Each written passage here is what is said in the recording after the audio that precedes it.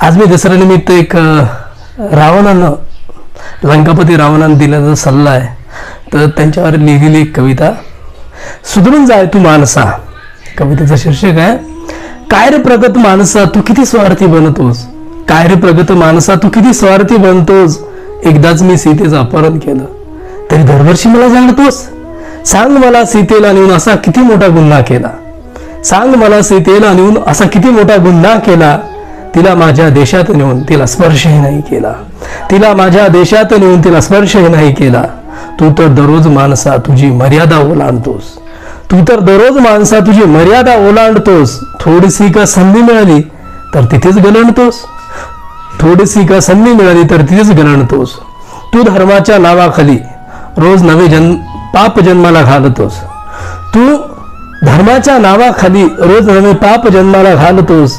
मी तर शत्रू होतो पण तू आपल्या लोकांनाच मातीत घालतोस, मी तर शत्रू होतो पण तू आपल्या लोकांनाच मातीत घालतोस. भक्तिवान शक्तिवान मी सीतेला नेण्याचा एकच गुन्हा केला, भक्तिवान शक्तिवान मी सीतेला नेण्याचा एवढाच गुन्हा केला. पण तू मला सांग हल्ली कोणतं क्षेत्र सोडलं ज्यात तू गुन्हा नाही केला, पण तूच मला सांग हल्ली कोणतं क्षेत्र सोडलं ज्यात तू गुन्हा नाही केला. मला जाणण्या अगोदर एक प्रश्न विचारस होत आला, मला जाणण्या अगोदर एक प्रश्न विचारस होत आला. रस्त्यावर स्त्रीची अब्रू उतरते तेव्हा तू थांबवत का नाही त्याला, रस्त्यावर स्त्रीची अब्रू उतरते तेव्हा तू थांबवत का नाही त्याला.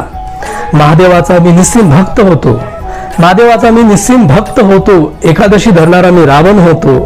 सोन्याची माझी लंका होती, सोन्याची माझी लंका होती. अग्नी वरून वर्षा शनी हे सर्व माझे गुलाम होती, अग्नी वरून वर्षा शनी हे सर्व माझे गुलाम होती. अहंकाराच्या हट्टापायी माझा सर्वनाश झाला, अहंकाराच्या हट्टापायी माझा सर्वनाश झाला. दशानंद वेद पंडित रावण आजच मातीत खाक झाला, दशानंद वेद पंडित मी रावण आजच मातीत खाक झाला. म्हणून सुधरून जाय तू माणसा, म्हणून सुधरून जाय तू माणसा तू पण असाच जडशील, म्हणून सुधरून जाय तू माणसा तू पण असाच जडशील.